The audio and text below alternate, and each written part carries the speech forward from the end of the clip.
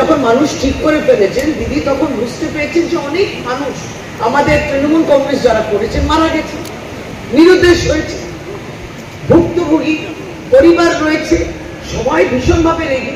দিদি বুঝতে পেরেছে যে জিতলে যদি এরা সবাই প্রতিশোধ নয়, তাই দিদি কি বললো, আমরা বদল চাই, বদলা নয়। তো বদলা দিল।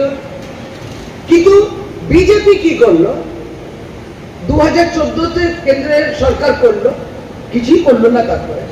কিন্তু এইখানে 2016 বিধানসভা হারলো, 2021-এ হারলো। 21-এ তারা প্রায় ঠিক করে ফেলেছিলেন যে কে তাদের মুখ্যমন্ত্রী হবে, কে তাদের অমুক মন্ত্রী হবে, কে আমাদের দপ্তরে মন্ত্রী হবে, কে প্রদীপদার দপ্তরে মন্ত্রী হবে। এই সমস্ত আশা নিয়ে খুব গুলি, তাদের একটা স্বপ্ন হেরে গেছে, কারণ মানুষ তো শেষ কথা বলে। তারপরে তারা বদলা নিতে, এবং সেটাই তফাৎ মমতা বন্দ্যোপাধ্যায় এবং বিজেপি। তারা বদলা নিলেন কিভাবে, আপনার আমার 100 দিনের কাজ বন্ধ করে দিলেন।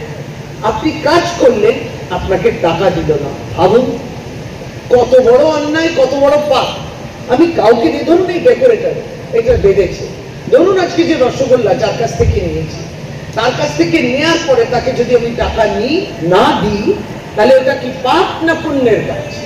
বিজেপি সেই পাপটা করল, কাজও করালো, টাকা দিল। তারপর গরিব মানুষ যেখানে মনে করে যে 100 দিনের কাজের সঙ্গে আমি যুক্ত হতে পারি, কাজ করতে পারি, সেটা আমার একটা জীবন এবং জীবিকা হতে পারে, সেই গরিব মানুষের সেই জায়গাটাকে বন্ধ করে দিল পশ্চিমবাংলায়, টাকা বন্ধ করে দিল। তাহলে এক কথায় টাকা বন্ধ করলো কে? বিজেপি। আবার কে?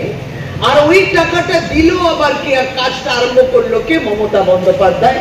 আবার কে? কত গালাগালি করতে পারে ওরা, আপনিও দেখবেন আর আমরাও দেখব। গ্রামের এই বাড়িগুলো হবে না, গরিব বলে হবে না, বড় বড় লোকেদের তো অনেক কিছু হচ্ছে।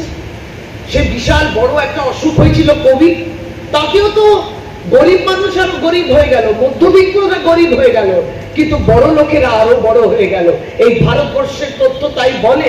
আমরা তো পড়াশোনা করি, আমরা বুঝি না কোভিড সময় কেউ কি করে আরো বেশি টাকা রোজগার করলো আমরা জানি না, কিন্তু হয়েছে ভারতবর্ষে। ফলে কি হলো, গরিব, মধ্যবিত্ত আর যাদের অনেক টাকা, এই বিস্তর ফারাক, এগুলো নিয়ে বিজেপি আলোচনা করে কি? করে না। ও কি করবে? ধর্ম নিয়ে কথা বলবে, জাতি নিয়ে বলবে। আর এখন যে আরম্ভ করেছে দুটো জিনিস, প্রদীপদা যেটা বলছিল, ভাষা নিয়ে। আপনি বাংলায় বলবেন, আপনি হিন্দিতেও বলতে পারেন, কোনো অসুবিধা নেই। আমি হিন্দিও গড়গড় করে বলতে পারি, কোনো অসুবিধা নেই। আমি ইংরেজিও বলতে পারি, প্রদীপদাও বলতে পারি, কোনো তো অসুবিধা নেই। কিন্তু ভাষাকে নিয়ে, ধরুন পশ্চিম বর্ধমানের থেকে যারা বাইরে গেলেন পরিযায়ী শ্রমিক, তারা বাংলার বাইরে গেলেন, যেখানে বিজেপি শাসিত রাজ্যে তারা কাজ করতে গেলে সেখানে তাদেরকে ধরে ধরে মারা হলো, হেনস্থা করা হলো। তাদেরকে বললো তুমি বাংলা বলো, যাও তুমি বাংলাদেশ। আপনার ভাষার উপরে আক্রমণ করলো। আমরা দেখেছি তো ওরা কিভাবে আরম্ভ করেছিল। প্রথমে কি বললো, আপনি নিরামিষ খান। আমিষ কেন খান? নিরামিষ খাবেন। কি খাবেন কি খাবেন না সেটা বলতে লাগলো। আপনিও অত তোয়াক্কা করলেন না, পাত্তা দিলেন না, সাহস পেয়ে গেল ওরা, বলতেই রইল। তারপর কি করলো, ভাষার মধ্যে, জাতির মধ্যে ফারাক আনতে লাগলো, ধর্মের মধ্যে ফারাক আনতে লাগলো। তারপরে সব হতে দিলাম আমরা, কে পাত্তা দেয়, ভোটে তো হেরিয়ে যাচ্ছে, ভোটে তো হারিয়ে দিচ্ছি বিজেপি। চলে এলো ভাষার উপরে। আর কি বাকি রাখলো তাহলে? এবার যদি ভাষার উপরে আক্রমণ করে, আপনি কি বলবেন, কোন ভাষা বলবেন, আপনি কি খাবেন, কি পড়বেন, তাহলে কি? তাহলে আপনার জীবনটাকে তারা কবজা করতে চাইছে। কিন্তু কই, আপনার জীবনটাকে ভালো করার জন্য আপনাকে চাকরি দিয়েছে। যে কথাগুলো এড়িয়ে যাচ্ছে, যে কথাগুলো নিয়ে আলোচনা করে না তারা, বেকারত্ব, চাকরি কোথায়, সারা ভারতবর্ষের চাকরি কোথায়, কৃষি, আমরা তো কৃষক প্রধান রাজ্য, এখানে কৃষকরা ভালো আছে, এখানে কৃষকরা আত্মহত্যা করেন না। সারা ভারতবর্ষে কৃষকরা আত্মহত্যা করছে কেন? তাহলে কি আমি কি সিমেন্ট বালি খাবো, নাকি আমি আনাজ খাবো? এই প্রশ্নগুলো তারা এড়িয়ে যায়। যার জন্য আপনাকে ব্যস্ত রাখবে ভাষা নিয়ে, ধর্ম নিয়ে, আর ব্যস্ত রাখবে আপনাকে এসআইআর নিয়ে।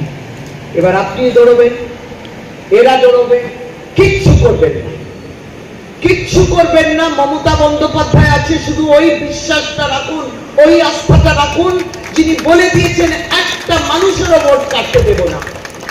ওই 2024-এ কেন করেননি এসআইআর? এই যে এসআইআর, এটা ইংরেজি বিষয় তো, পুরোটা একটা অর্থ রয়েছে। তার লোকসভাতে যখন নির্বাচন হলো, যখন দেশের প্রধানমন্ত্রী কে হবে, দেশের দিল্লি সরকার কে করবে, তখন এই তালিকা নিয়ে কাজ হয়নি কেন? আমিও ভোট দিয়েছে, আমরা ভোট দিয়েছে, আর যাই হোক কেন্দ্র সরকার ওখানে তাদের সরকার তৈরি হয়েছে, তখন যদি ভোটার লিস্টটা ঠিক ছিল, তা এখন 2026-এ এই ভোটার লিস্টের মধ্যে গলত পেলেন কোথায়, আর কেন বা পেলেন, এই প্রশ্নটা করবেন না? তখন লিস্টটা ঠিক ছিল, তখন তালিকায় আমার নাম ছিল, তখন আমার আধার ছিল, তখন আমার রেশন কার্ড ছিল, তখন আমার স্বাস্থ্য সাথী ছিল, সব ঠিক ছিল। আর এখন বলছেন না, তোমার ওই কাগজ থাকলে হবে না। আরে জন্ম থেকে মৃত্যু অবধি আপনি পাড়ায় মিষ্টি দোকান কিনতে যাবেন, আধার কার্ড আছে? আপনি ব্যাংকে এটা খুলতে যাবেন, আধার কার্ড আছে? শ্মশান যাত্রীতে যেটা আছে, আধার কার্ড আছে? কে বলছিল এগুলো? কেন্দ্র সরকার। আধার কার্ড না হলে জীবনই যেন শেষ হয়ে গেল। আজকে যখন সব কার্ডগুলো হয়ে গেছে, কাগজগুলো হয়ে গেছে, আমি ভোটও দিয়েছি, বাংলায় ভোট দিয়েছি পরপর ইলেকশনেতে, কেন্দ্রেও ভোট দিয়েছি, তারপর বলেন না ওই কাগজে হবে না। এই অন্যায়ের বিরুদ্ধে মমতা বন্দ্যোপাধ্যায় লড়ছে। এটা মহারাষ্ট্র নয়, এটা দিল্লি নয়, এটা বাংলা। সেটা ভালোভাবে তারা বুঝতে পেরেছে। একটি ভোটও যদি বাদ দাও, তাহলে মমতা বন্দ্যোপাধ্যায় সে ভোটটা নেবে।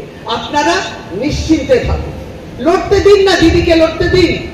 আর আমরা যারা এই ঝান্ডা ধরেছি, এই ঝান্ডা জানি, এই সিম্বল জানি, অভিষেক বন্দ্যোপাধ্যায়, মমতা বন্দ্যোপাধ্যায় চিনি, তারপরে আর কিছু না, এটাই জানি এবং এটাই ধরে আমরাও লড়াই করবো।